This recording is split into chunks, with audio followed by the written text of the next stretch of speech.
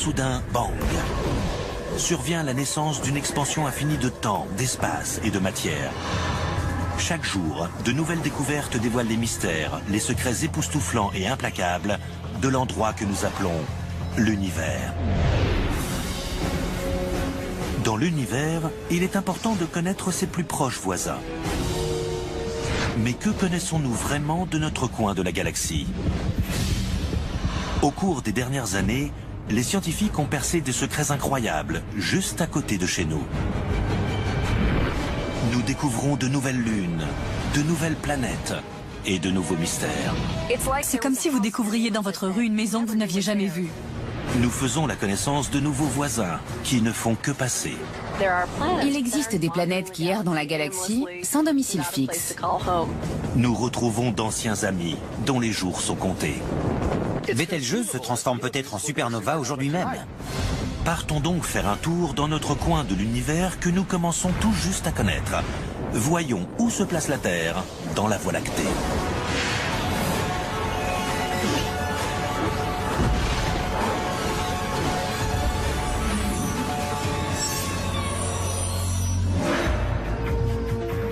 Notre quartier, ce n'est pas ça.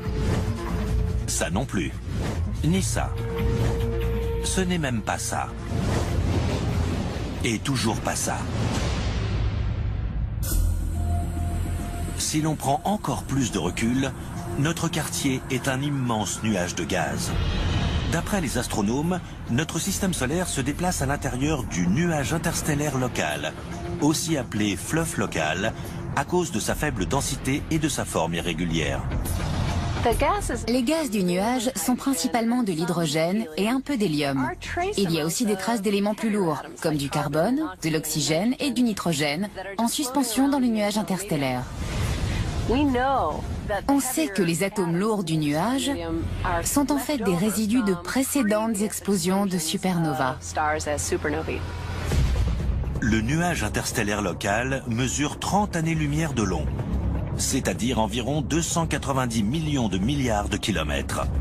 Il se trouve lui-même au milieu d'un plus grand nuage de gaz en forme de cheminée appelé la bulle locale, lui aussi résidu d'une ancienne supernova. La bulle mesure 300 années-lumière de long et se situe sur le bord intérieur du bras en spirale de la Voie lactée. Notre quartier, c'est ça, du moins à notre connaissance. Notre position exacte dans la Voie lactée par rapport à ces bras, on ne la connaît pas. On ne connaît pas dans les détails la structure de notre galaxie. Certains pensent qu'elle a 2 bras principaux, d'autres disent qu'elle en a 4. Il est difficile pour nous de déterminer avec exactitude la structure de notre Voie lactée et l'emplacement exact de ses bras. On est comme une souris dans un labyrinthe. On n'a aucune vision globale de l'endroit où l'on se trouve. Dans presque n'importe quelle région de la Terre, on peut déterminer très précisément notre position. Dans 10 mètres, tournez à gauche.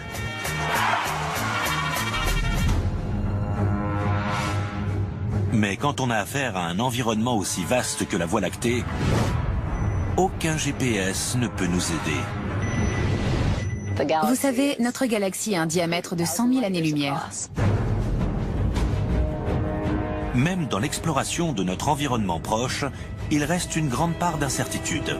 Mais si nous avions un système de GPS galactique, il nous localiserait sans doute à peu près à mi-chemin entre le haut et le bas de la galaxie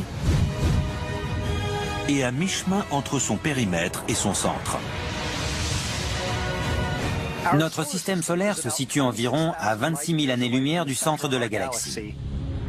Une hypothèse scientifique avance même que nous vivons dans une zone très exclusive. Il y a une théorie qui dit que seules les étoiles situées à une certaine distance du centre de la galaxie se trouvent dans ce qu'on appelle la zone galactique habitable, c'est-à-dire une zone où les planètes entourant ces étoiles peuvent accueillir des formes de vie.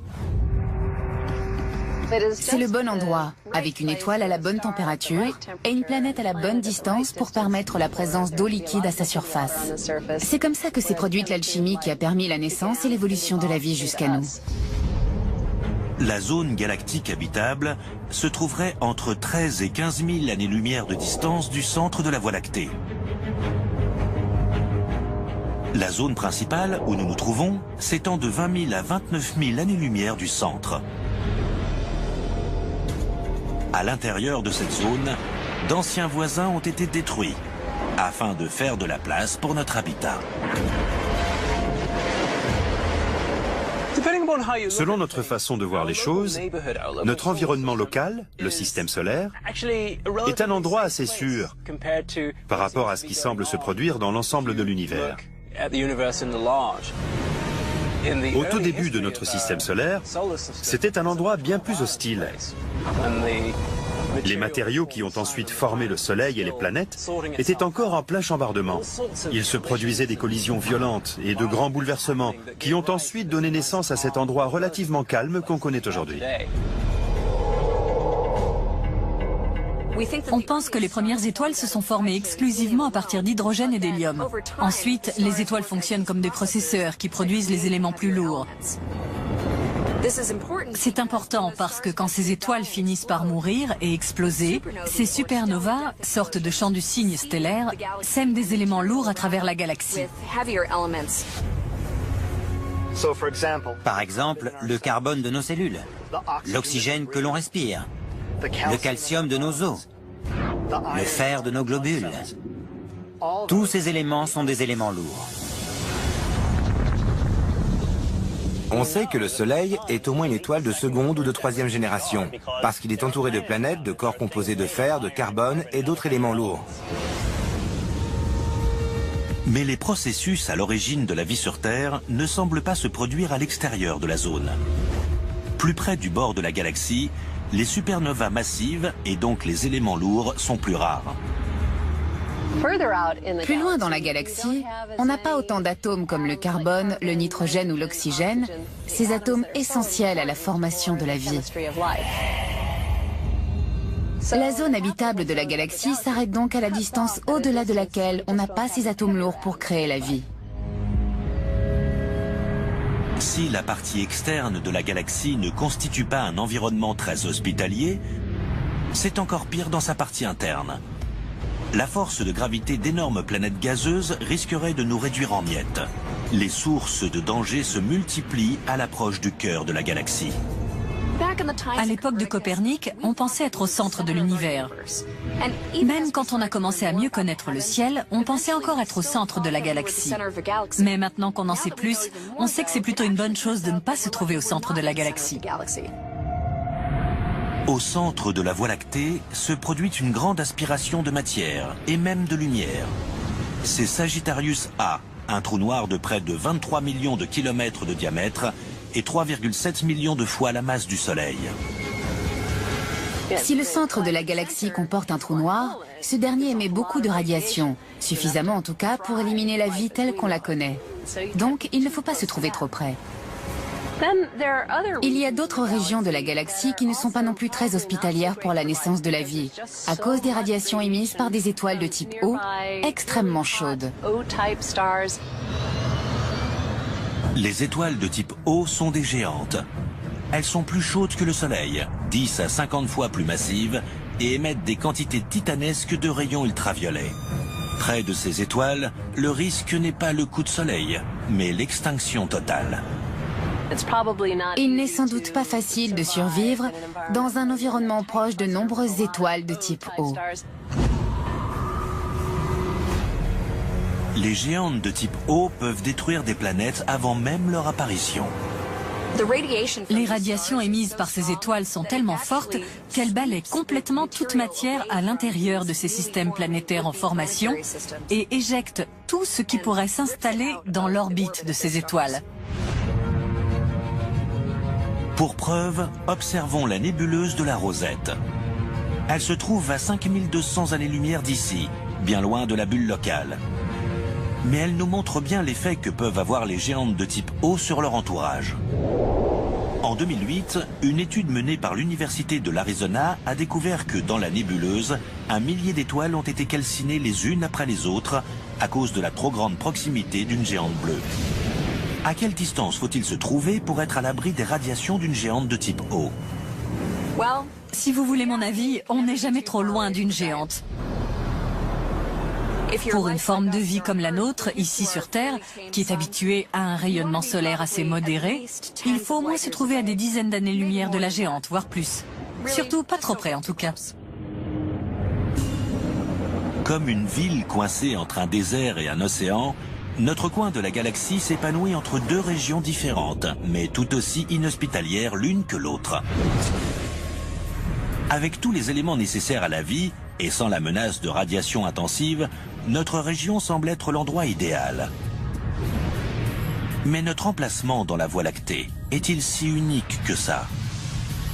L'idée de la zone galactique habitable, c'est que si l'on se trouve trop près du centre de la galaxie, il se passe des tas de choses violentes, et ça élimine toute forme de vie.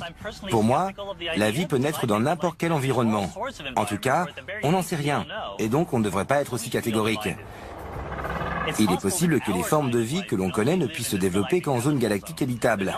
Mais ailleurs, il pourrait très bien y avoir d'autres formes de vie, des organismes extrémophiles.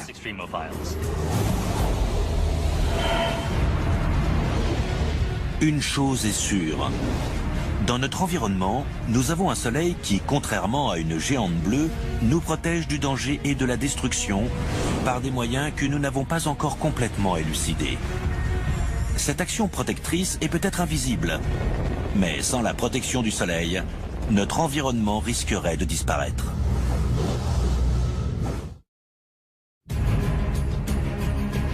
Si notre région de la Voie lactée semble plutôt calme, c'est que, comme beaucoup de communautés, nous ne prêtons pas attention au système de sécurité qui nous protège des dangers extérieurs. La plupart des villes situées en bord de rivières ou d'océans ont des digues et des levées pour se protéger des inondations. Si les digues cèdent, c'est la catastrophe. Ce genre de menaces et de systèmes de protection existe aussi au niveau galactique. L'espace est rempli de radiations qu'on appelle des rayons cosmiques. Les rayons cosmiques sont nocifs pour nous. Les rayonnements chargés en énergie ont tendance à briser les liaisons carbone dont nous sommes faits. Les rayonnements endommagent notre ADN et il y a des risques de mutation à partir de là. Certaines de ces mutations peuvent participer à la survie d'une espèce et d'autres causer des extinctions. Rien ne prouve que le rayonnement cosmique a eu un impact négatif sur la Terre dans le passé. Mais ce n'est pas à prendre à la légère. Notre première défense contre le rayonnement cosmique, c'est le magnétisme. Dans notre région de la galaxie, nous avons cette zone de protection. Évidemment, la Terre a un champ magnétique, produit par le déplacement des éléments à l'intérieur du noyau terrestre. Le Soleil aussi a un puissant champ magnétique, ainsi que des vents solaires. Ces phénomènes engendrent des moyens de protection contre des éléments issus de l'extérieur du système solaire. Le champ magnétique du Soleil est perturbé par les vents solaires, des courants de protons chargés et d'électrons éjectés du Soleil à plus d'1 million de kilomètres par heure. Les particules qui vivent à l'intérieur du système solaire entre les planètes étirent les limites du champ magnétique qui entoure le Soleil et forment des motifs complexes. Les vents solaires étirent le champ magnétique 3 fois plus loin que l'orbite de Neptune. Mais 14 milliards de kilomètres plus loin, dans un lieu appelé héliopause, les vents solaires s'affaiblissent et ralentissent jusqu'à tomber presque complètement. En ralentissant, ils déforment le champ magnétique qui constitue alors une barrière contre le rayonnement cosmique issu de l'espace interstellaire. C'est ce qu'on appelle l'héliogène. Sans l'héliogène, ces rayons cosmiques se déverseraient en permanence dans le système solaire. L'héliogène agit comme une sorte de cage anti-requin qui nous protège des rayons cosmiques et nous évite de subir leur influence. Certains rayons passent quand même, mais pas avec la même puissance qu'ils auraient sans cette protection. À une époque, on pensait que l'héliogène constituait une protection élégante, comme un flux de barrières magnétiques. Mais en 1977, on envoie les sondes Voyager 1 et 2. Au début du XXIe siècle, ces engins datant de l'époque disco nous renvoient des informations indiquant que les lignes du champ magnétique solaire ne se déplacent pas de façon lisse et régulière. Au contraire, elles se brisent et se reforment en une sorte de mousse magnétique dont chaque petite bulle a un diamètre de 160 millions de kilomètres. On pensait qu'il s'agissait d'une barrière jolie et bien lisse, alors qu'en fait il s'agit d'une zone de chaos, pleine de bulles et de formes différentes. Je crois qu'il y a toujours des gens pour croire que l'univers est un lieu plus élégant qu'il ne l'est en réalité, et d'autres pour penser qu'il est plus violent qu'il ne l'est. Dans la réalité, l'univers comporte certains côtés très élégants et d'autres très chaotiques. Où sont les régions bien lisses de notre environnement galactique? Et où sont les zones plus violentes? C'est souvent difficile à déterminer à cause des gaz et des poussières présents dans le cosmos. C'est un peu comme d'observer Hollywood derrière moi. Il y a même un bâtiment connu, mais on le distingue à peine. Et même plus loin, les collines sont encore plus floues. C'est à cause de tous les éléments présents dans l'air qui bloquent la vue. Et puis la colline elle-même m'empêche de voir ce qu'il y a derrière. C'est un peu ce qui se passe dans l'espace quand la poussière forme des nuages moléculaires très denses. Quand on se retrouve face à un nuage de cette sorte, on ne voit plus rien. Dans l'exploration de notre environnement galactique, ce qu'on voit dépend de notre façon d'observer les choses. L'une des choses que l'on a apprises au fil des années d'observation spatiale, c'est qu'à chaque fois qu'on regarde d'une façon différente, on voit de nouvelles choses. Et souvent, pour regarder d'une nouvelle façon, il suffit de regarder dans une partie différente du spectre électromagnétique. Quand on lève les yeux vers le ciel, avec ou sans télescope, dans la partie visible du spectre, on voit le ciel nocturne. Et c'est déjà beaucoup, mais ce n'est qu'une minuscule fraction de tout ce qu'il y a là-haut. Certains télescopes spatiaux peuvent voir à travers la poussière cosmique, grâce à la vision infrarouge, semblable à celle que proposent les caméras infrarouges vendues dans le commerce. J'ai ici un sac plastique. Quand je mets ma main à l'intérieur, vous ne voyez pas combien de doigts je vous présente. Avec une caméra infrarouge, on voit la chaleur qu'émet mon corps.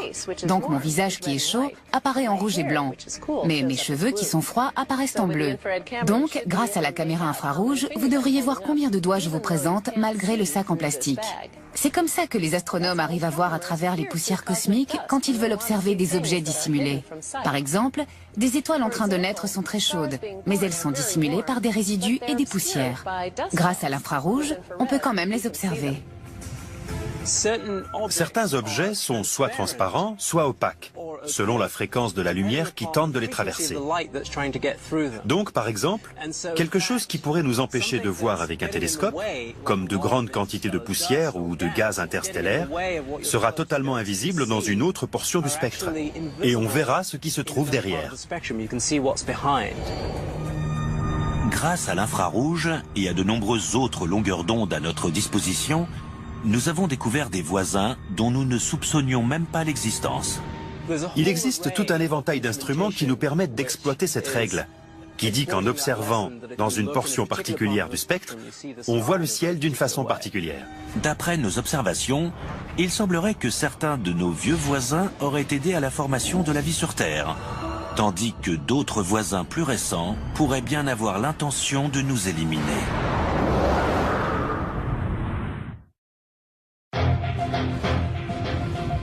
Dans notre exploration de notre environnement galactique, nous avons fait la connaissance de voisins intéressants. Mais comme sur Terre, il y a les voisins sympas et les voisins moins sympas. Les bons voisins, ce sont par exemple les objets qui se déplacent en orbite régulière et prévisible, qui font leur vie de leur côté. On peut les observer et leur faire signe de loin, mais ils ne feront jamais rien de soudain ou de dangereux pour nous. Les mauvais voisins, eux, sont plutôt ceux qui peuvent être instables et qui risquent de nous affecter de façon imprévisible. Ça peut être par exemple l'explosion d'une étoile.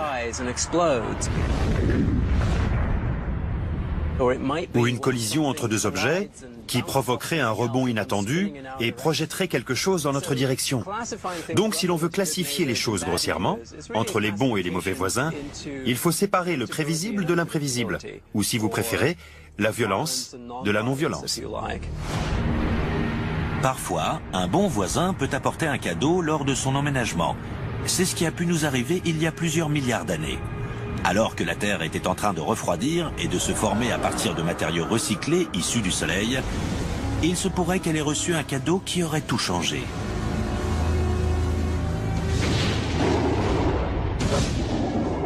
À ses débuts, la Terre était très chaude, et toute l'eau qui aurait pu être présente au départ s'était sans doute évaporée. On pense donc qu'une bonne quantité de l'eau terrestre a dû provenir soit de comètes, soit d'astéroïdes gelés, voire des deux. L'une des théories concernant la présence aussi importante d'eau sur Terre explique qu'elle est venue de corps gelés issus de la partie externe de notre système solaire. Ces intrus seraient entrés dans notre partie du système solaire et auraient libéré une partie de l'eau qu'ils contenaient. D'après une théorie récente, il y a environ 4 milliards d'années, la gravité de géantes gazeuses comme Jupiter aurait envoyé des astéroïdes gelés s'écraser sur Mars, sur la Terre et sur Vénus. Mais il n'y a que sur Terre que la glace aurait pénétré à l'intérieur du manteau. L'eau aurait fragilisé la Terre et ainsi initié le phénomène titanesque de la tectonique des plaques qui mènera à l'apparition des continents et des océans.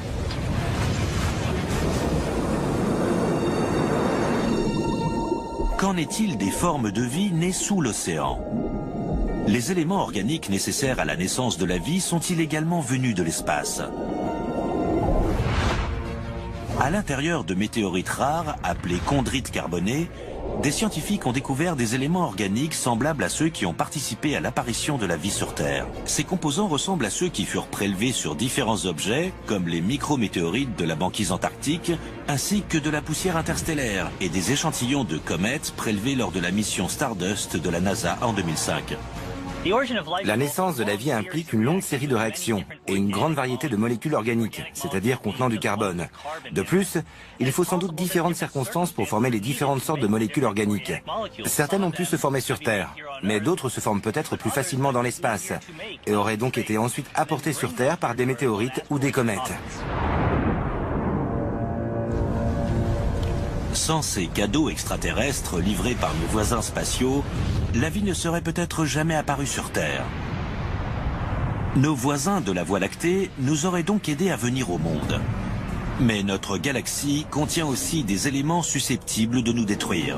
Par exemple, une étoile naine orange appelée Gliese 710. Sa masse est environ équivalente à 60% de celle du Soleil. Elle est actuellement à 63 années-lumière de la Terre et ne cesse de se rapprocher. Gliese 710 semble bien se diriger droit sur notre système solaire.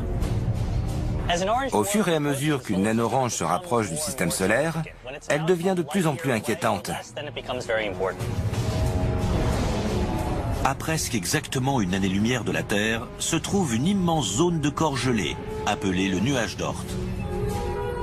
Les corps du nuage d'Oort risquent de se transformer en comètes s'ils s'approchent trop près du Soleil.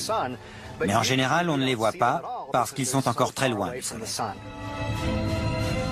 Des milliards de comètes potentielles sont donc là, à attendre qu'une force gravitationnelle leur donne de l'élan. La force de Gliese 710, par exemple. Gliese 710 va entrer en collision ou au moins commencer à perturber le nuage d'Oort d'ici environ 1,3 million d'années. Si Gliese 710 s'approche trop près, sa gravité risque de transformer d'inoffensifs morceaux de glace et de poussière en comètes menaçantes pour notre planète. Les conséquences pourraient être dramatiques. À ce moment-là, il pourrait se produire une véritable attaque de comètes sur le système solaire, qui pourrait bien provoquer une nouvelle extinction massive. On n'est pas certain que ça arrive un jour, mais c'est possible.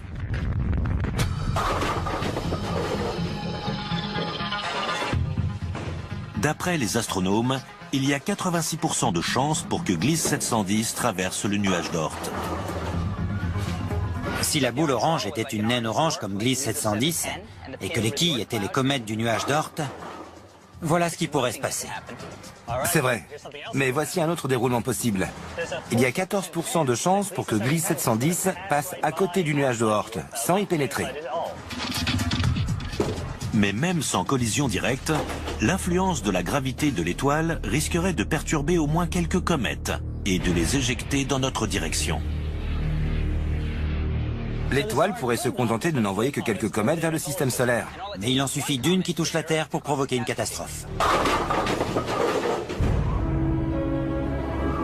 Mais Gliese 710 n'est pas la seule menace. Il existe plus de 150 étoiles assez proches de nous pour représenter une menace pour nous dans les 2 prochains millions d'années. Les étoiles de notre Voie lactée sont toutes reliées entre elles par la gravité. Donc, elles se déplacent dans différentes directions, tout en tournant autour du centre de la galaxie. Mais les orbites sont toutes légèrement différentes. De notre point de vue, cela signifie que chaque étoile s'éloigne ou se rapproche de nous. D'après les estimations de la NASA, il y a plus de 20 000 astéroïdes proches de la Terre qui mesuraient plus de 100 mètres de diamètre, comme 2005 YU55, qui en novembre 2011 est passé près de la Terre, plus près même que la Lune. Il pourrait repasser encore plus près dans 200 ans. Quel effet cela ferait-il d'entrer en collision avec un astéroïde comme celui-là? Rappelez-vous Nagasaki à la fin de la Seconde Guerre mondiale et multipliez les dégâts par 4. En explorant notre région de la Voie lactée à la recherche de voisins plus ou moins bienveillants, nous avons découvert des choses inattendues. Nous avons désormais la preuve de l'existence d'étoiles si froides qu'on peut les toucher et de planètes semblant tout droit sorties de films de science-fiction. L'exploration de notre région de la galaxie a révélé de nombreuses surprises. C'est comme si vous découvriez dans votre rue une maison que vous n'aviez jamais vue alors qu'elle se trouve juste en face de chez vous.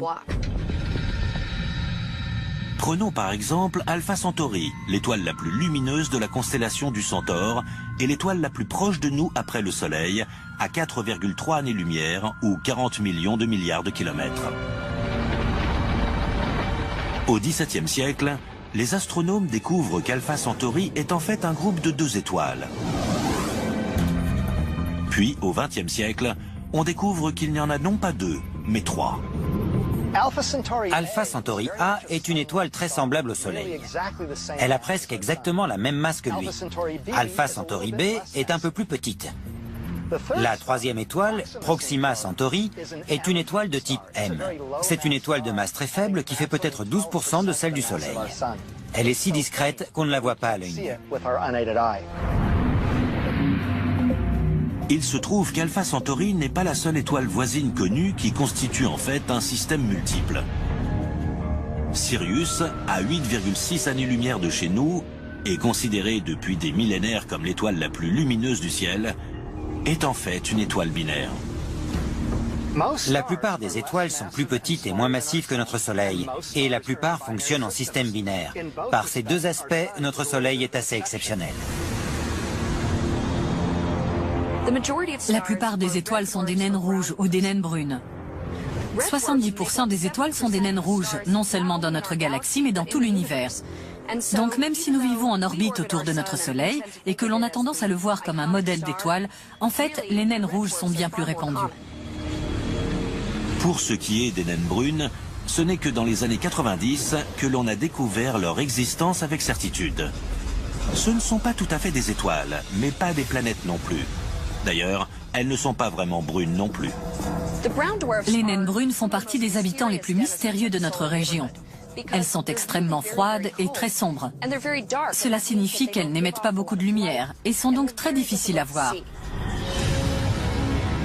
En 2011, l'un des télescopes spatiaux de la NASA, WISE, l'explorateur pour l'étude grand angle dans l'infrarouge, a découvert une série de naines brunes juste à côté de chez nous, entre 9 et 40 années-lumière. Avant cette découverte, la température à la surface de ces naines brunes aurait semblé inimaginable. L'une des naines brunes que l'on a découverte est tellement froide que l'on pourrait poser les mains dessus. Elle ne fait que 26 degrés, c'est la température qu'il fait sur Terre lors d'une belle journée d'été. Qui sait ce qu'on peut encore découvrir? Plus on cherche, plus on trouve. Pourquoi existe-t-il autant d'étoiles de couleurs différentes? C'est ce que nous a demandé Anne Naka de Bâton Rouge en Louisiane. Anna, cette question est très intéressante. En gros, les étoiles ont toute une couleur différente puisque celles-ci dépendent de la température de leur surface. Les étoiles froides, comme Betelgeuse, nous apparaissent en rouge pour des températures d'environ 3000 degrés. Les étoiles les plus chaudes apparaissent dans des tons bleus, car elles font plus de 11 000 degrés. Et puis, il y a des étoiles comme le Soleil, avec des températures de 5000 à 6000 degrés, qui apparaissent blanches. On voit peut-être le Soleil plutôt jaune lorsqu'il se couche, mais c'est dû à notre atmosphère. En réalité, il est blanc. Mais les étoiles ne sont pas nos seules voisines. On a également découvert des centaines de planètes, que ce soit à l'intérieur ou à l'extérieur de la bulle locale. Nous avons découvert de nombreuses exoplanètes grâce à une mission du nom de Kepler, qui s'est attachée à observer les petites éclipses produites par une planète lorsqu'elle passe devant son étoile. On voit la lumière de l'étoile baisser imperceptiblement, puis revenir. C'est très difficile à voir. C'est un peu comme si vous observiez la baisse d'intensité d'une seule ampoule sur l'avenue principale de Las Vegas. Kepler est capable de prendre ces mesures avec tellement de précision qu'il peut détecter des planètes pas plus grosses que notre Terre en orbite autour d'étoiles comme le Soleil. La découverte de la première exoplanète ne date que d'une quinzaine d'années. C'est un peu comme si l'on avait été la seule maison du quartier, puis qu'on avait vu nos premiers voisins construire leur maison. Et maintenant, il y a tout un lotissement et de toutes nouvelles communautés d'exoplanètes se sont construites. À notre connaissance, notre plus proche voisine en dehors du système solaire est juste au coin de la rue, à 10,5 années-lumière de chez nous, en orbite autour de l'étoile orange Epsilon Eridani. Ce n'est pas le genre de planète que l'on partirait explorer à la recherche de formes de vie. On pense que cette planète est plutôt semblable à Jupiter dans notre système solaire, c'est-à-dire une grosse boule de gaz pas très hospitalière à la vie telle qu'on l'entend sur Terre. Un peu plus loin, à 200 années-lumière, se trouve une autre surprise. Une planète qui semble tout droit sortie de l'univers de Star Wars. Très récemment, le télescope de Kepler a découvert une planète en orbite autour de deux soleils.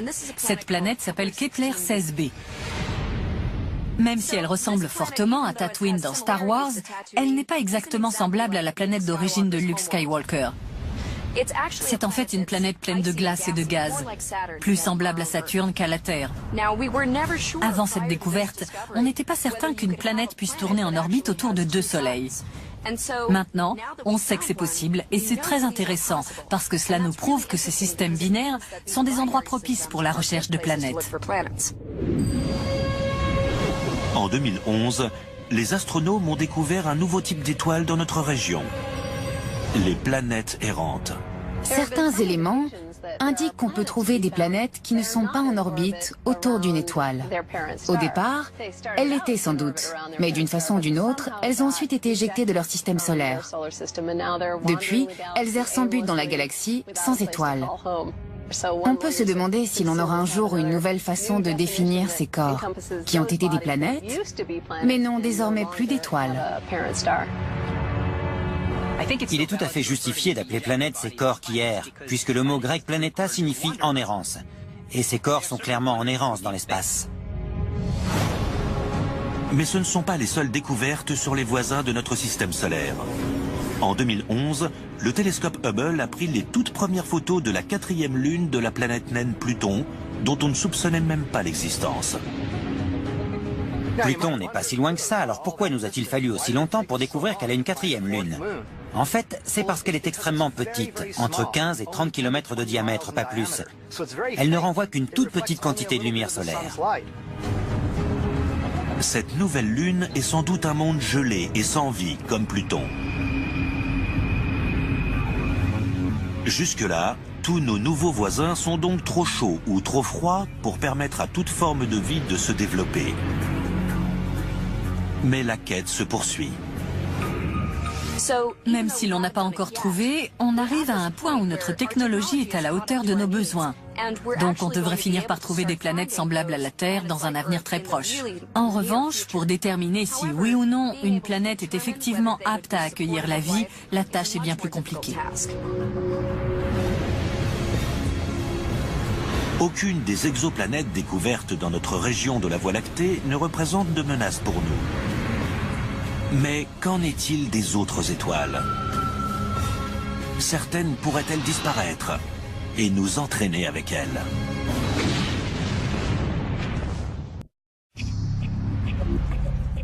Notre position dans la galaxie comporte de nombreux avantages. Nous sommes exactement dans la zone propice pour la formation de la vie.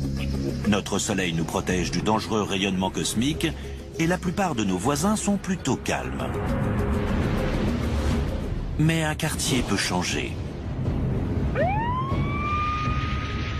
Dans une rue, si un incendie détruit une maison, les maisons proches risquent des dommages elles aussi.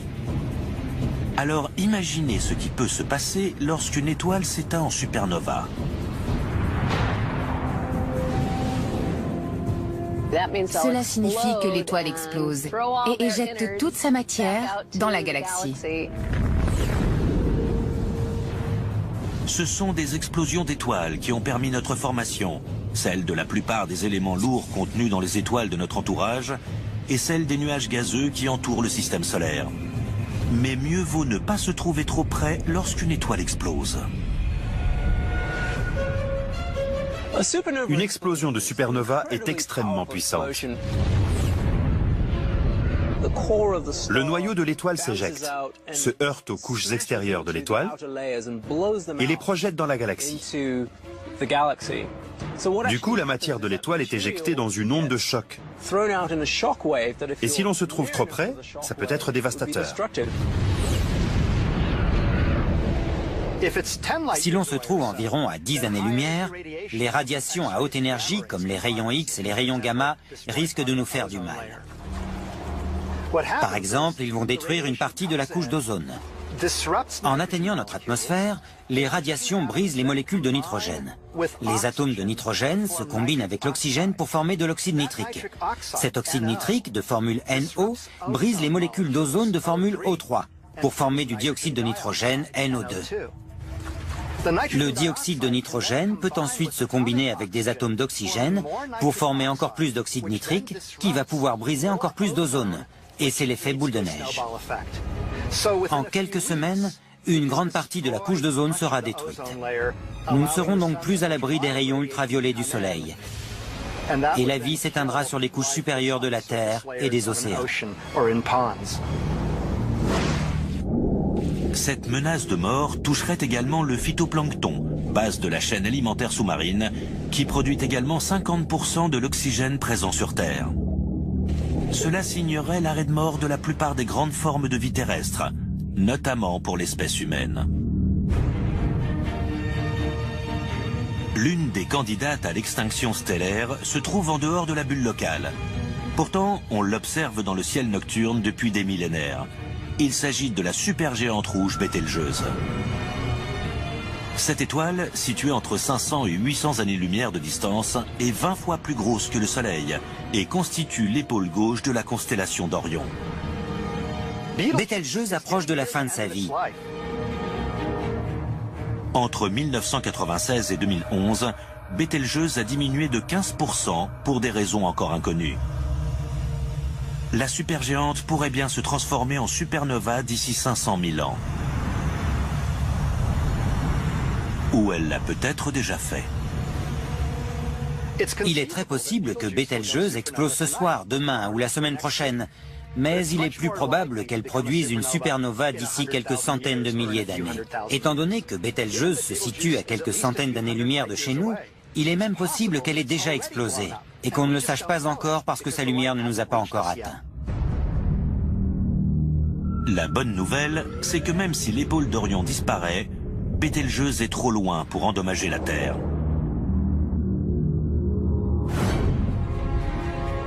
Mais il y a aussi HR 8210, à 150 années-lumière de distance, dans la constellation de Pégase. Il ne s'agit pas d'une seule étoile, mais deux. Une étoile et une naine blanche, en orbite binaire l'une autour de l'autre. La naine blanche a une masse environ 15% supérieure à celle de notre Soleil. Elle n'est donc pas prête pour la supernova.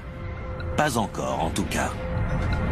HR 8210 est un système binaire de deux étoiles en orbite, l'une autour de l'autre. L'une des deux est déjà morte, elle est à l'état de naine blanche. Voici ce qui peut se passer. Lorsque l'étoile qui est encore chaude actuellement passera par les différentes phases de la mort stellaire, lorsqu'elle commencera à gonfler, elle pourrait se mettre à déverser de la matière sur la naine blanche. La naine blanche est un peu comme un zombie qui dévore sa voisine. Lorsque l'étoile commencera à s'étendre, la naine blanche va se mettre à lui voler de la matière et donc à grossir elle-même. Et si elle atteint un certain point d'instabilité, elle risque d'exploser en supernova de type 1.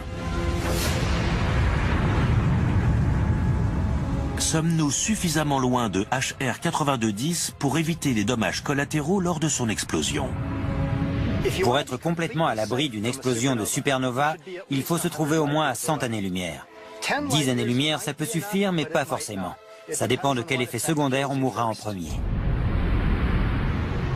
Mais ça n'arrivera pas avant très longtemps. D'ici là, notre planète se sera déplacée, et HR 8210 aussi, puisque tout est en mouvement dans cette galaxie. Dans l'avenir, il se peut que ça arrive. Mais à ce moment-là, on se sera sans doute beaucoup éloigné. Mais pas de quoi être rassuré. La menace de HR 8210 n'a été découverte qu'en 2002. Combien d'autres futures supernovas nous entourent?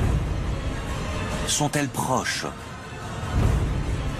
Et quand se produira l'explosion?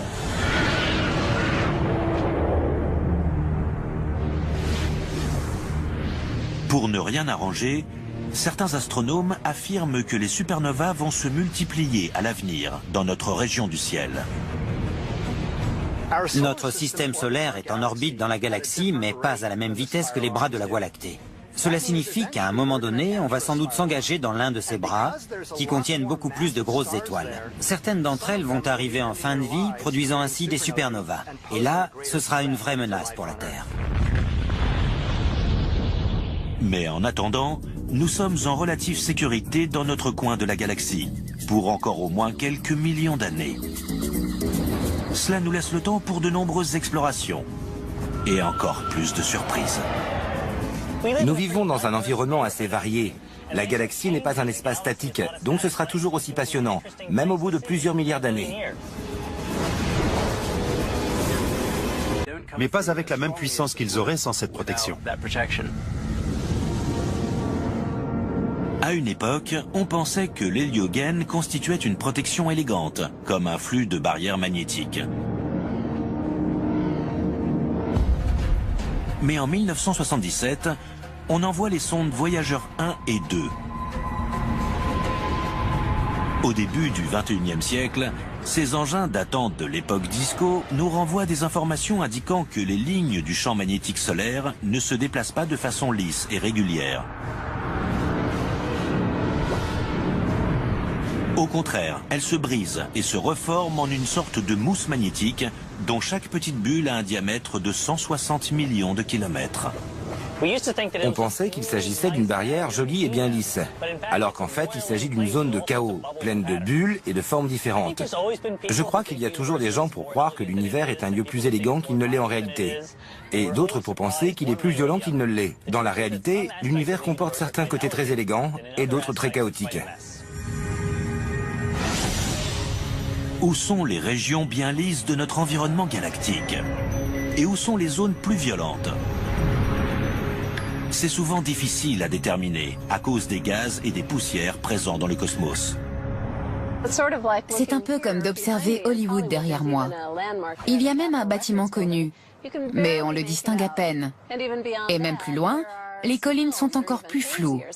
C'est à cause de tous les éléments présents dans l'air qui bloquent la vue. Et puis la colline elle-même empêche de voir ce qu'il y a derrière. C'est un peu ce qui se passe dans l'espace quand la poussière forme des nuages moléculaires très denses. Quand on se retrouve face à un nuage de cette sorte, on ne voit plus rien. Dans l'exploration de notre environnement galactique, ce qu'on voit dépend de notre façon d'observer les choses. L'une des choses que l'on a apprises au fil des années d'observation spatiale, c'est qu'à chaque fois qu'on regarde d'une façon différente, on voit de nouvelles choses. Et souvent, pour regarder d'une nouvelle façon, il suffit de regarder dans une partie différente du spectre électromagnétique. Quand on lève les yeux vers le ciel, avec ou sans télescope, dans la partie visible du spectre, on voit le ciel nocturne. Et c'est déjà beaucoup, mais ce n'est qu'une minuscule fraction de tout ce qu'il y a là-haut. Certains télescopes spatiaux peuvent voir à travers la poussière cosmique, grâce à la vision infrarouge, semblable à celle que proposent les caméras infrarouges vendues dans le commerce. J'ai ici un sac plastique. Quand je mets ma main à l'intérieur, vous ne voyez pas combien de doigts je vous présente. Avec une caméra infrarouge, on voit la chaleur qu'émet mon corps. Donc mon visage qui est chaud apparaît en rouge et blanc. Mais mes cheveux qui sont froids apparaissent en bleu. Donc, grâce à la caméra infrarouge, vous devriez voir combien de doigts je vous présente malgré le sac en plastique. C'est comme ça que les astronomes arrivent à voir à travers les poussières cosmiques quand ils veulent observer des objets dissimulés. Par exemple, des étoiles en train de naître sont très chaudes, mais elles sont dissimulées par des résidus et des poussières. Grâce à l'infrarouge, on peut quand même les observer. Certains objets sont soit transparents, soit opaques, selon la fréquence de la lumière qui tente de les traverser. Donc, par exemple, quelque chose qui pourrait nous empêcher de voir avec un télescope, comme de grandes quantités de poussière ou de gaz interstellaires, sera totalement invisible dans une autre portion du spectre. Et on verra ce qui se trouve derrière.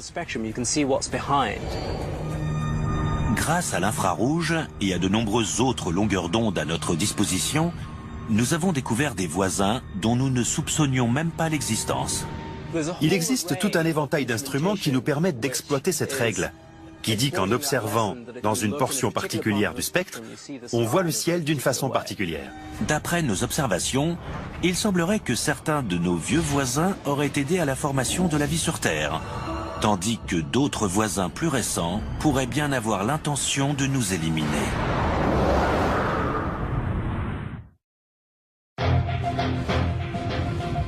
Dans notre exploration de notre environnement galactique, nous avons fait la connaissance de voisins intéressants. Mais comme sur Terre, il y a les voisins sympas et les voisins moins sympas. Les bons voisins, ce sont par exemple les objets qui se déplacent en orbite régulière et prévisible, qui font leur vie de leur côté. On peut les observer et leur faire signe de loin, mais ils ne feront jamais rien de soudain ou de dangereux pour nous. Les mauvais voisins, eux, sont plutôt ceux qui peuvent être instables et qui risquent de nous affecter de façon imprévisible. Ça peut être par exemple l'explosion d'une étoile. Ou une collision entre deux objets qui provoquerait un rebond inattendu et projetterait quelque chose dans notre direction. Donc si l'on veut classifier les choses grossièrement, entre les bons et les mauvais voisins, il faut séparer le prévisible de l'imprévisible, ou si vous préférez, la violence de la non-violence. Parfois, un bon voisin peut apporter un cadeau lors de son emménagement. C'est ce qui a pu nous arriver il y a plusieurs milliards d'années. Alors que la Terre était en train de refroidir et de se former à partir de matériaux recyclés issus du Soleil, il se pourrait qu'elle ait reçu un cadeau qui aurait tout changé.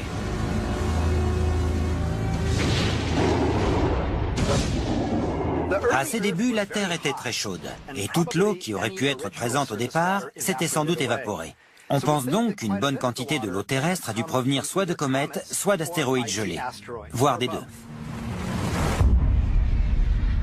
L'une des théories concernant la présence aussi importante d'eau sur Terre explique qu'elle est venue de corps gelés issus de la partie externe de notre système solaire. Ces intrus seraient entrés dans notre partie du système solaire et auraient libéré une partie de l'eau qu'ils contenaient. D'après une théorie récente, il y a environ 4 milliards d'années, la gravité de géantes gazeuses comme Jupiter aurait envoyé des astéroïdes gelés s'écraser sur Mars, sur la Terre et sur Vénus. Mais il n'y a que sur Terre que la glace aurait pénétré à l'intérieur du manteau. L'eau aurait fragilisé la Terre et ainsi initié le phénomène titanesque de la tectonique des plaques qui mènera à l'apparition des continents et des océans.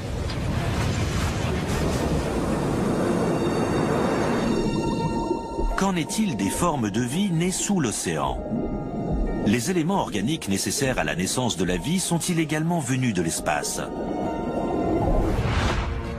À l'intérieur de météorites rares, appelées chondrites carbonées, des scientifiques ont découvert des éléments organiques semblables à ceux qui ont participé à l'apparition de la vie sur Terre. Ces composants ressemblent à ceux NASA. WISE, l'explorateur pour l'étude grand angle dans l'infrarouge, a découvert une série de naines brunes juste à côté de chez nous, entre 9 et 40 années-lumière. Avant cette découverte, la température à la surface de ces naines brunes aurait semblé inimaginable. L'une des naines brunes que l'on a découvertes est tellement froide que l'on pourrait poser les mains dessus. Elle ne fait que 26 degrés, c'est la température qu'il fait sur Terre lors d'une belle journée d'été. Qui sait ce qu'on peut encore découvrir? Plus on cherche, plus on trouve. Pourquoi existe-t-il autant d'étoiles de couleurs différentes? C'est ce que nous a demandé Anne Naka de Bâton Rouge en Louisiane. Anna, cette question est très intéressante. En gros, les étoiles ont toutes une couleur différente puisque celles-ci dépendent de la température de leur surface. Les étoiles froides, comme Betelgeuse, nous apparaissent en rouge pour des températures d'environ 3000 degrés. Les étoiles les plus chaudes apparaissent dans des tons bleus car elles font plus de 11 000 degrés. Et puis il y a des étoiles comme le Soleil avec des températures de 5000 à 6000 degrés qui apparaissent blanches. On voit peut-être le Soleil plutôt jaune lorsqu'il se couche, mais c'est dû à notre atmosphère. En réalité, il est blanc. Mais les étoiles ne sont pas nos seules voisines. On a également découvert des centaines de planètes, que ce soit à l'intérieur ou à l'extérieur de la bulle locale. Nous avons découvert de nombreuses exoplanètes grâce à une mission du nom de Kepler, qui s'est attachée à observer les petites éclipses produites par une planète lorsqu'elle passe devant son étoile. On voit la lumière de l'étoile baisser imperceptiblement, puis revenir. C'est très difficile à voir. C'est un peu comme si vous observiez la baisse d'intensité d'une seule ampoule sur l'avenue principale de Las Vegas. Kepler est capable de prendre ces mesures avec tellement de précision qu'il peut détecter des planètes pas plus grosses que notre Terre en orbite autour d'étoiles comme le Soleil.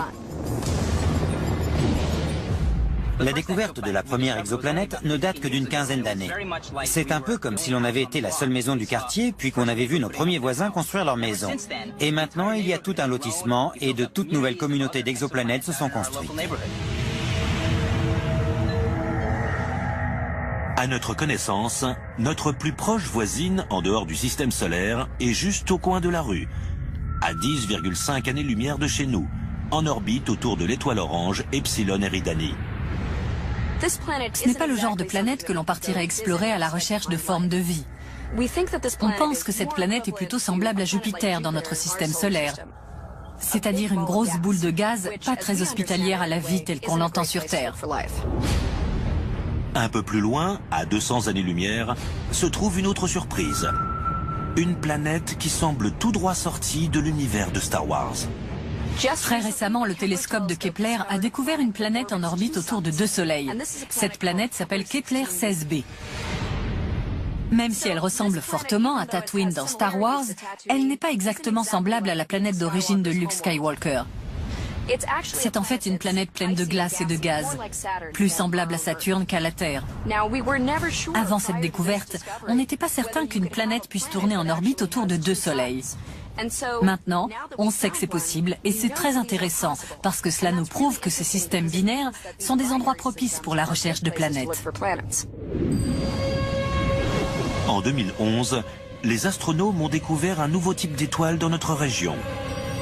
Les planètes errantes. Certains éléments indiquent qu'on peut trouver des planètes qui ne sont pas en orbite autour d'une étoile. Au départ, elles l'étaient sans doute, mais d'une façon ou d'une autre, elles ont ensuite été éjectées de leur système solaire. Depuis, elles errent sans but dans la galaxie, sans étoiles. On peut se demander si l'on aura un jour une nouvelle façon de définir ces corps, qui ont été des planètes, mais n'ont désormais plus d'étoiles. Il est tout à fait justifié d'appeler planète ces corps qui errent, puisque le mot grec planeta signifie en errance. Et ces corps sont clairement en errance dans l'espace. Mais ce ne sont pas les seules découvertes sur les voisins de notre système solaire. En 2011, le télescope Hubble a pris les toutes premières photos de la 4e lune de la planète naine Pluton, dont on ne soupçonnait même pas l'existence. Pluton n'est pas si loin que ça, alors pourquoi nous a-t-il fallu aussi longtemps pour découvrir qu'elle a une 4e lune? En fait, c'est parce qu'elle est extrêmement petite, entre 15 et 30 km de diamètre, pas plus. Elle ne renvoie qu'une toute petite quantité de lumière solaire. Cette nouvelle lune est sans doute un monde gelé et sans vie, comme Pluton. Jusque-là, tous nos nouveaux voisins sont donc trop chauds ou trop froids pour permettre à toute forme de vie de se développer. Mais la quête se poursuit. Même si l'on n'a pas encore trouvé, on arrive à un point où notre technologie est à la hauteur de nos besoins. Donc on devrait finir par trouver des planètes semblables à la Terre dans un avenir très proche. En revanche, pour déterminer si oui ou non une planète est effectivement apte à accueillir la vie, la tâche est bien plus compliquée. Aucune des exoplanètes découvertes dans notre région de la Voie lactée ne représente de menace pour nous. Mais qu'en est-il des autres étoiles? Certaines pourraient-elles disparaître et nous entraîner avec elles?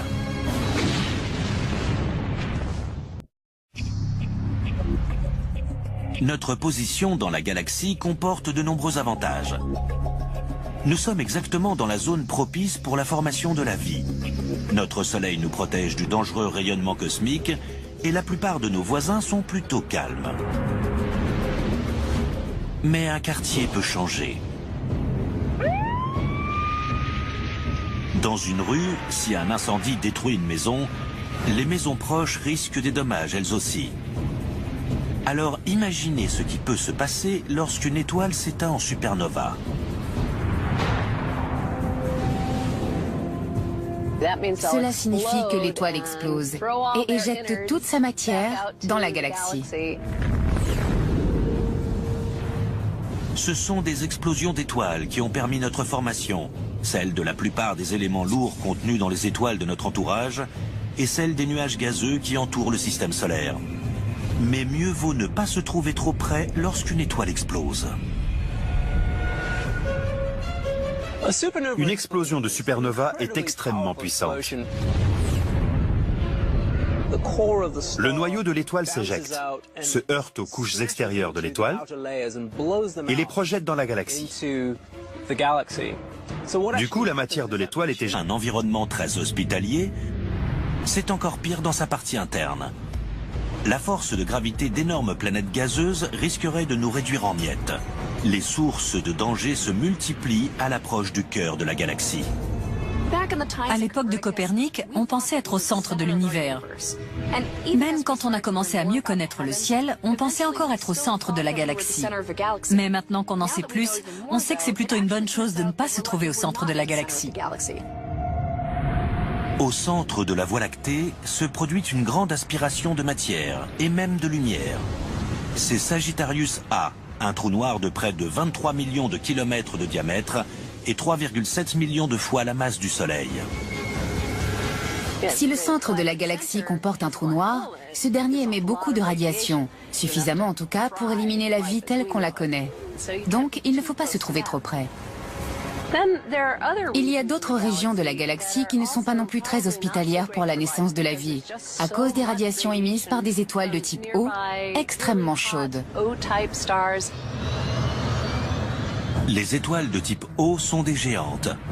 Elles sont plus chaudes que le Soleil, 10 à 50 fois plus massives, et émettent des quantités titanesques de rayons ultraviolets. Près de ces étoiles, le risque n'est pas le coup de soleil, mais l'extinction totale. Il n'est sans doute pas facile de survivre dans un environnement proche de nombreuses étoiles de type O. Les géantes de type O peuvent détruire des planètes avant même leur apparition. Les radiations émises par ces étoiles sont tellement fortes qu'elles balaient complètement toute matière à l'intérieur de ces systèmes planétaires en formation et éjectent tout ce qui pourrait s'installer dans l'orbite de ces étoiles. Pour preuve, observons la nébuleuse de la Rosette. Elle se trouve à 5200 années-lumière d'ici, bien loin de la bulle locale. Mais elle nous montre bien l'effet que peuvent avoir les géantes de type O sur leur entourage. En 2008, une étude menée par l'Université de l'Arizona a découvert que dans la nébuleuse, 1 millier d'étoiles ont été calcinées les unes après les autres à cause de la trop grande proximité d'une géante bleue. À quelle distance faut-il se trouver pour être à l'abri des radiations d'une géante de type O? Si vous voulez mon avis, on n'est jamais trop loin d'une géante. Pour une forme de vie comme la nôtre, ici sur Terre, qui est habituée à un rayonnement solaire assez modéré, il faut au moins se trouver à des dizaines d'années-lumière de la géante, voire plus. Surtout pas trop près en tout cas.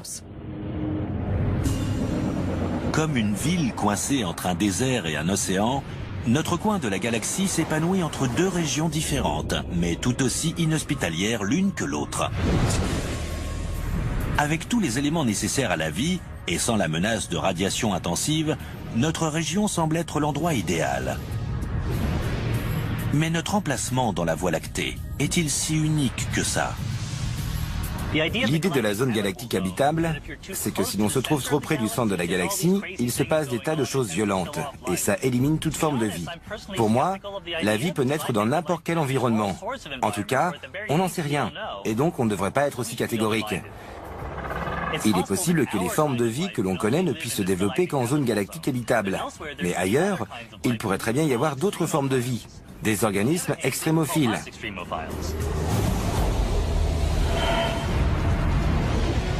Une chose est sûre. Dans notre environnement, nous avons un soleil qui, contrairement à une géante bleue, nous protège du danger et de la destruction par des moyens que nous n'avons pas encore complètement élucidés. Cette action protectrice est peut-être invisible, mais sans la protection du soleil, notre environnement risquerait de disparaître.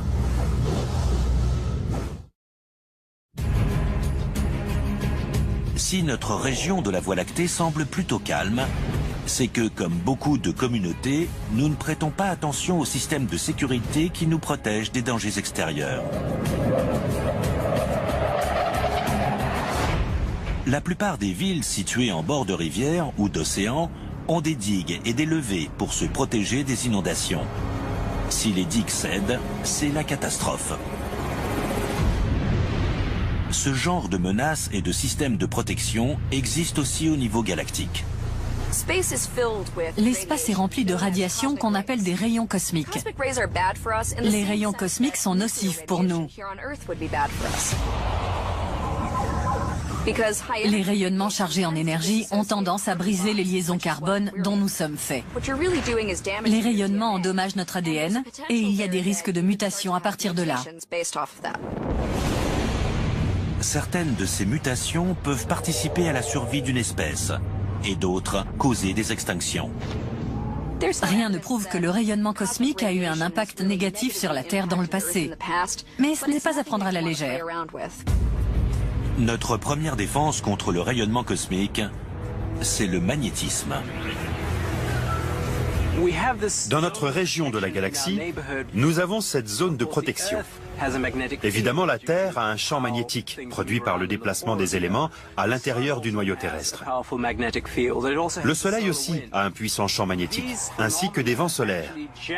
Ces phénomènes engendrent des moyens de protection contre des éléments issus de l'extérieur du système solaire. Le champ magnétique du Soleil est perturbé par les vents solaires, des courants de protons chargés et d'électrons éjectés du Soleil à plus d'1 million de kilomètres par heure.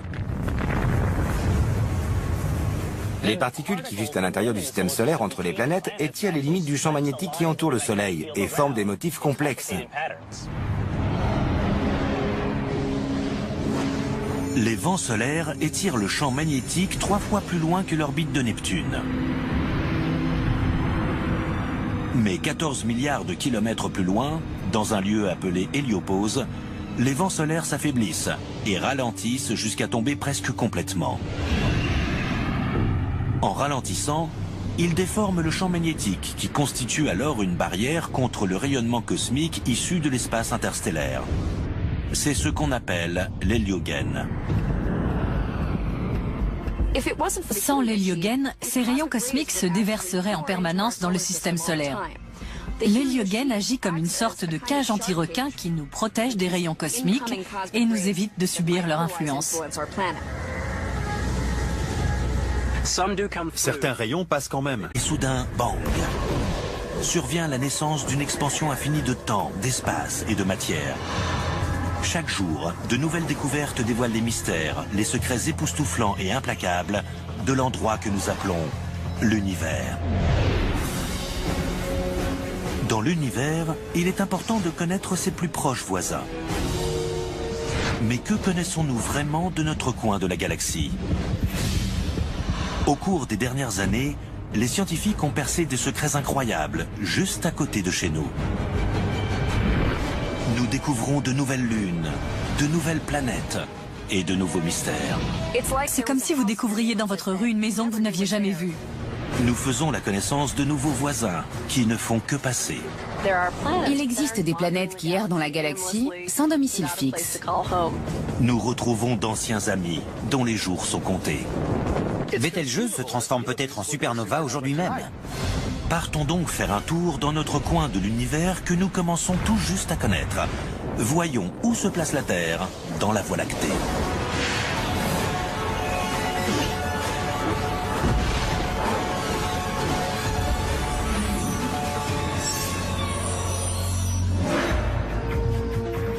Notre quartier, ce n'est pas ça.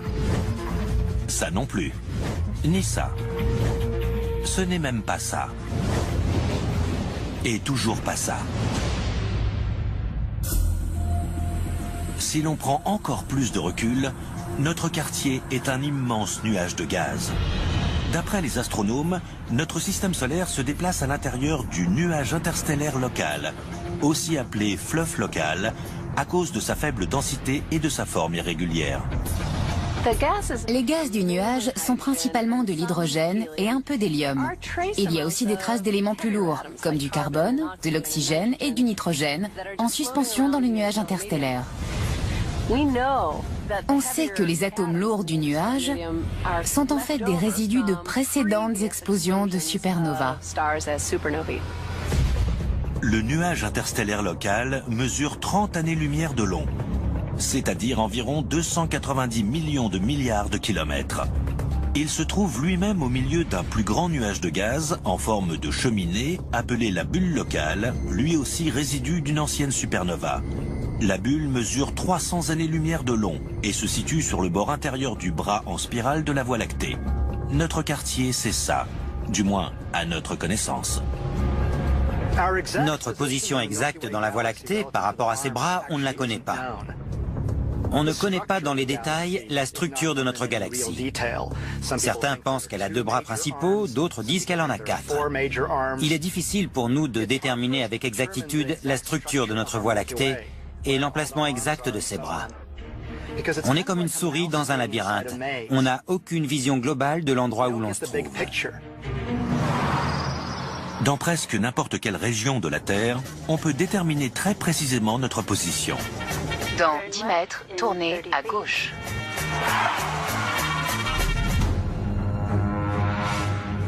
Mais quand on a affaire à un environnement aussi vaste que la Voie lactée, aucun GPS ne peut nous aider. Vous savez, notre galaxie a un diamètre de 100 000 années-lumière. Même dans l'exploration de notre environnement proche, il reste une grande part d'incertitude. Mais si nous avions un système de GPS galactique, il nous localiserait sans doute à peu près à mi-chemin entre le haut et le bas de la galaxie et à mi-chemin entre son périmètre et son centre. Notre système solaire se situe environ à 26 000 années-lumière du centre de la galaxie. Une hypothèse scientifique avance même que nous vivons dans une zone très exclusive. Il y a une théorie qui dit que seules les étoiles situées à une certaine distance du centre de la galaxie se trouvent dans ce qu'on appelle la zone galactique habitable, c'est-à-dire une zone où les planètes entourant ces étoiles peuvent accueillir des formes de vie. C'est le bon endroit, avec une étoile à la bonne température et une planète à la bonne distance pour permettre la présence d'eau liquide à sa surface. C'est comme ça que s'est produite l'alchimie qui a permis la naissance et l'évolution de la vie jusqu'à nous. La zone galactique habitable se trouverait entre 13 et 15 000 années-lumière de distance du centre de la Voie lactée. La zone principale où nous nous trouvons s'étend de 20 000 à 29 000 années-lumière du centre. À l'intérieur de cette zone, d'anciens voisins ont été détruits afin de faire de la place pour notre habitat. Selon notre façon de voir les choses, notre environnement local, le système solaire, est un endroit assez sûr par rapport à ce qui semble se produire dans l'ensemble de l'univers. Au tout début de notre système solaire, c'était un endroit bien plus hostile. Les matériaux qui ont ensuite formé le Soleil et les planètes étaient encore en plein chambardement.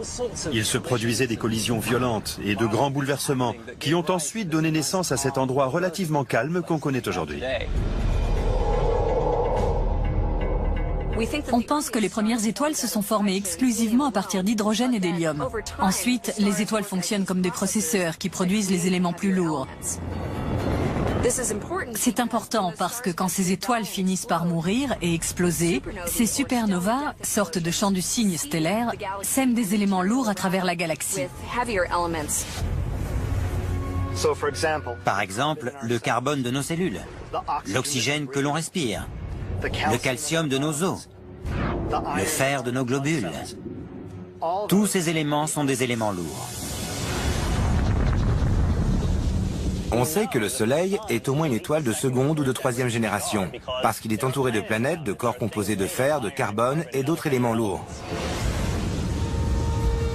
Mais les processus à l'origine de la vie sur Terre ne semblent pas se produire à l'extérieur de la zone. Plus près du bord de la galaxie, les supernovas massives et donc les éléments lourds sont plus rares. Plus loin dans la galaxie, on n'a pas autant d'atomes comme le carbone, le nitrogène ou l'oxygène, ces atomes essentiels à la formation de la vie. La zone habitable de la galaxie s'arrête donc à la distance au-delà de laquelle on n'a pas ces atomes lourds pour créer la vie.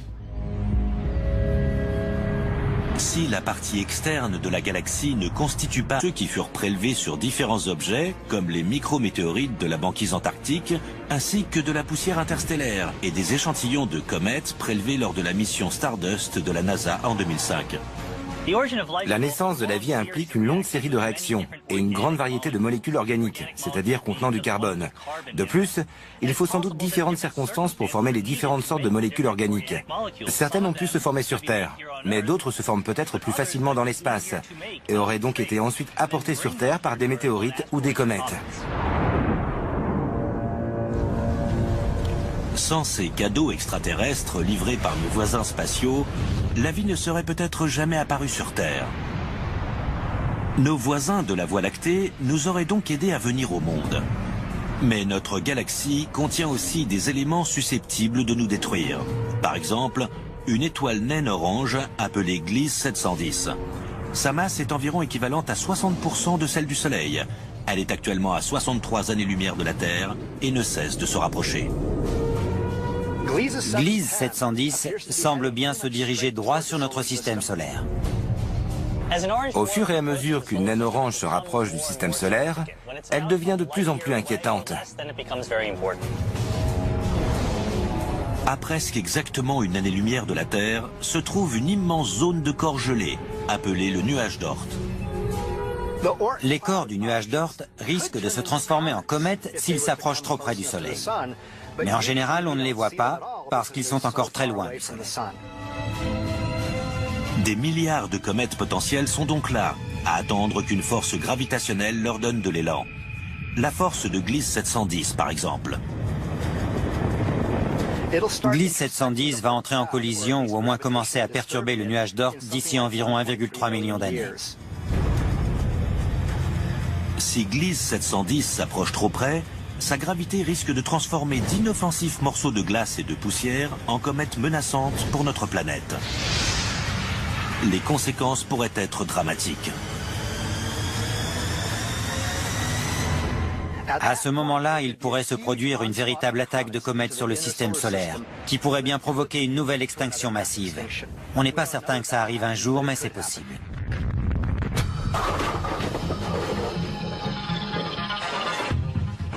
D'après les astronomes, il y a 86% de chances pour que Gliese 710 traverse le nuage d'Oort. Si la boule orange était une naine orange comme Gliese 710, et que les quilles étaient les comètes du nuage d'Oort, voilà ce qui pourrait se passer. C'est vrai, mais voici un autre déroulement possible. Il y a 14% de chances pour que Gliese 710 passe à côté du nuage d'Oort, sans y pénétrer. Mais même sans collision directe, l'influence de la gravité de l'étoile risquerait de perturber au moins quelques comètes et de les éjecter dans notre direction. L'étoile pourrait se contenter de n'envoyer que quelques comètes vers le système solaire. Mais il en suffit d'une qui touche la Terre pour provoquer une catastrophe. Mais Gliese 710 n'est pas la seule menace. Il existe plus de 150 étoiles assez proches de nous pour représenter une menace pour nous dans les 2 prochains millions d'années. Les étoiles de notre Voie lactée sont toutes reliées entre elles par la gravité. Donc, elles se déplacent dans différentes directions, tout en tournant autour du centre de la galaxie. Mais les orbites sont toutes légèrement différentes. De notre point de vue, cela signifie que chaque étoile s'éloigne ou se rapproche de nous. D'après les estimations de la NASA, il y a plus de 20 000 astéroïdes proches de la Terre qui mesuraient plus de 100 mètres de diamètre, comme 2005 YU55 qui en novembre 2011 est passé près de la Terre, plus près même que la Lune. Il pourrait repasser encore plus près dans 200 ans. Quel effet cela ferait-il d'entrer en collision avec un astéroïde comme celui-là? Rappelez-vous Nagasaki à la fin de la Seconde Guerre mondiale et multipliez les dégâts par 4. En explorant notre région de la Voie lactée à la recherche de voisins plus ou moins bienveillants, nous avons découvert des choses inattendues. Nous avons désormais la preuve de l'existence d'étoiles si froides qu'on peut les toucher et de planètes semblant tout droit sorties de films de science-fiction. L'exploration de notre région de la galaxie a révélé de nombreuses surprises. C'est comme si vous découvriez dans votre rue une maison que vous n'aviez jamais vue alors qu'elle se trouve juste en face de chez vous. Prenons par exemple Alpha Centauri, l'étoile la plus lumineuse de la constellation du Centaure et l'étoile la plus proche de nous après le Soleil, à 4,3 années-lumière ou 40 millions de milliards de kilomètres. Au XVIIe siècle, les astronomes découvrent qu'Alpha Centauri est en fait un groupe de 2 étoiles. Puis, au XXe siècle, on découvre qu'il n'y en a non pas 2, mais 3. Alpha Centauri A est une étoile très semblable au Soleil. Elle a presque exactement la même masse que lui. Alpha Centauri B est un peu plus petite. La 3e étoile, Proxima Centauri, est une étoile de type M. C'est une étoile de masse très faible qui fait peut-être 12% de celle du Soleil. Elle est si discrète qu'on ne la voit pas à l'œil nu. Il se trouve qu'Alpha Centauri n'est pas la seule étoile voisine connue qui constitue en fait un système multiple. Sirius, à 8,6 années-lumière de chez nous, et considérée depuis des millénaires comme l'étoile la plus lumineuse du ciel, est en fait une étoile binaire. La plupart des étoiles sont plus petites et moins massives que notre Soleil, et la plupart fonctionnent en système binaire. Par ces 2 aspects, notre Soleil est assez exceptionnel. La plupart des étoiles sont des naines rouges ou des naines brunes. 70% des étoiles sont des naines rouges, non seulement dans notre galaxie, mais dans tout l'univers. Donc même si nous vivons en orbite autour de notre Soleil et que l'on a tendance à le voir comme un modèle d'étoile, en fait, les naines rouges sont bien plus répandues.